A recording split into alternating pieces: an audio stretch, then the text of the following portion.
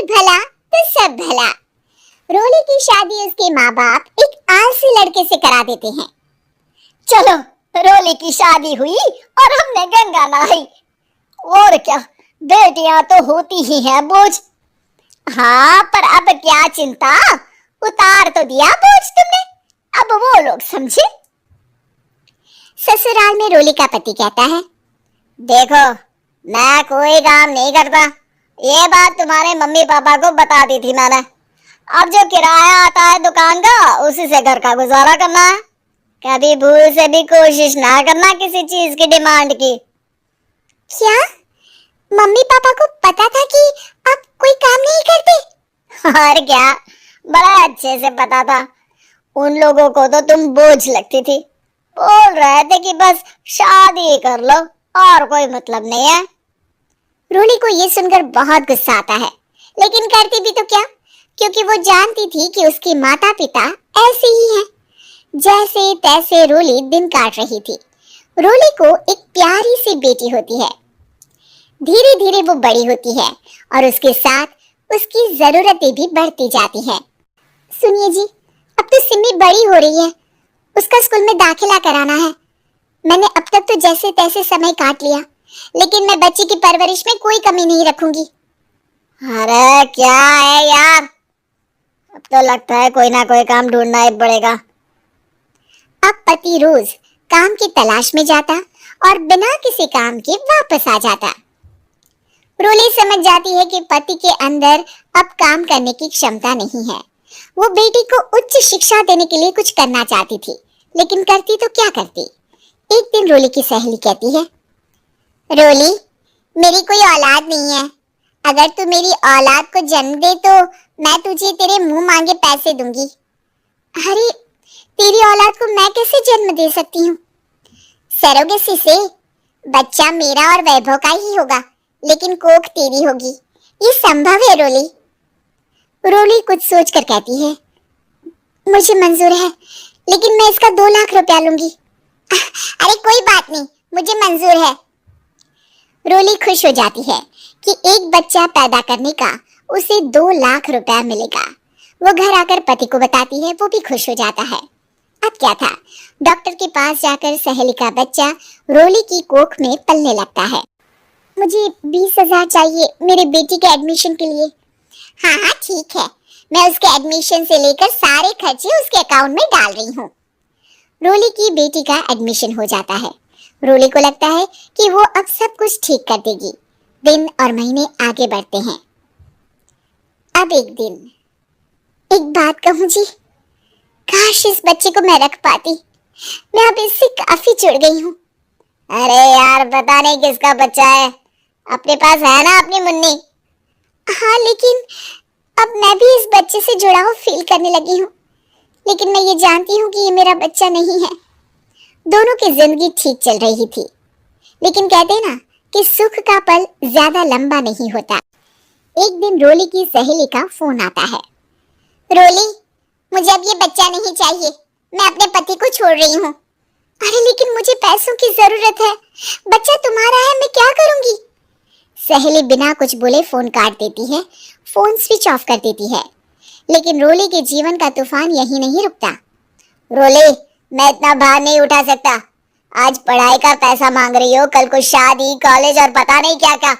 मैं तुम्हें छोड़ रहा हूँ, अपनी बच्ची उठाओ और निकलो इस घर से। अरे पर मैं कर तो रही हूँ ना बच्चे के लिए काम, आप आराम से रहिए ना। क्या काम कर रही हो? देख रहा हूँ मैं। ये छोटा शहर है, यहाँ लोगों को बात बनाते वक्त नहीं लगता। तो मैं क्या करूँ? ज्यादा पढ़ी लिखी नहीं हूँ, कैसे घर के खर्चे चलाऊं? और आप तो काम करना ही नहीं चाहते। हाँ, ना चाहता हूँ और ना ही करूँगा। रोली को पति की बात पर काफी गुस्सा आ जाता है। ठीक है, अगर मेरे जीवन में संघर्ष लिखा है तो वही सही। इस वक्त पति होने के नाते आपको मेरा साथ देना चाहिए था, लेकिन नहीं, आपने तो इस हाल में मुझे घर से बाहर निकालने की बात कह डाली। देखो, ये सारी फालतू की बातों के लिए वक्त नहीं है मेरे पास। रोली, जिसकी कोख में किसी और का बच्चा था और साथ छोटी सी बेटी, पति का घर छोड़कर रास्ते पर आ जाती है। रोली के पास मायके के सिवा दूसरा कोई रास्ता नहीं होता। अरे रोली कैसी है? कितने दिनों के लिए आई है? हमेशा के लिए माँ। वो माँ को सारी बात बता देती है। ओए लड़की, इतनी हिम्मत का काम कर लिया। अरे ना ना, यहाँ कोई जगह नहीं है। तुम तो अपना बोरिया बिस्तर उठाओ और निकलो यहाँ से। रोली के पास अब मायके का रास्ता भी नहीं बचता। वो चुपचाप बच्ची को लेकर जा रही थी कि उसे दर्द होता है और वो डॉक्टर के पास चली जाती है और फिर वहां वो एक प्यारे से बेटे को जन्म देती है। कितना प्यारा है, कितने अभागे हैं इसके माँ बाप जो इसके पैदा होने पर भी नहीं है। तभी वहां डॉक्टर आ जाती है। रोली, बच्चे के पिता तुमसे मिलना चाहते हैं। आपका बहुत बहुत शुक्रिया। मैं इस बच्चे को पालूंगा, भले ही इसकी माँ ने इसे छोड़ दिया हो, पर मैं अपनी जिम्मेदारी निभाऊंगा। तो क्या आप मुझे इसके पैदा करने के लिए जिन पैसों की बात हुई थी वो भी देंगे? हाँ, और साथ ही आप चाहे तो मेरे घर में रहकर मेरे बच्चे की देखभाल भी कर सकती हैं। मैं उसके लिए आपको सैलरी दे दिया करूंगा। रोली को लगता है कि जैसे भगवान ने उसके लिए सुकून का रास्ता खोल दिया। वो अब मुकेश के साथ उसके घर चली जाती है, जहाँ रहकर वो उस बच्चे की देखरेख करती है। अब मुकेश के घर को रोली अच्छे से संभाल लेती है। उसके लिए खाना बनाने से लेकर बच्चों की देखभाल और घर की देखरेख। धीरे धीरे मुकेश को रोली से प्यार हो जाता है। रोली, तुम्हारी बेटी और मेरा बेटा बिल्कुल भाई बहन की तरह साथ रहते हैं। हाँ, आखिर है तो एक ही कोख के बच्चे, अटैचमेंट तो होगा ही ना। रोली, तुमने घर और मुझे दोनों को संभाल लिया। ये तो मेरा काम है। आपने भी तो मुझे छत दी जिससे मैं अपनी बेटी की पढ़ाई और भविष्य के लिए पैसे जोड़ सकूं। अब रोली, क्या तुम मुझसे शादी करोगी? अब मैं जानता हूँ तुम्हारी भी शादी कुछ खास अच्छी नहीं रही। रोली को मुकेश की बात ठीक लगती है। वो उसे हाँ बोलने की सोच ही रही होती है कि उसके पहले पति का फोन आ जाता है। रोली, मैं बहुत परेशान हूँ।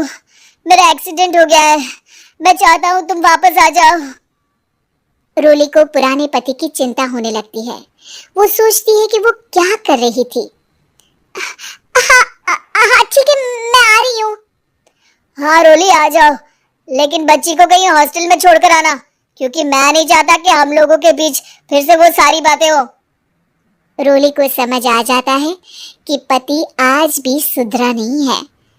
वो पति के पास जाने से इनकार कर मुकेश को हाँ कर देती है।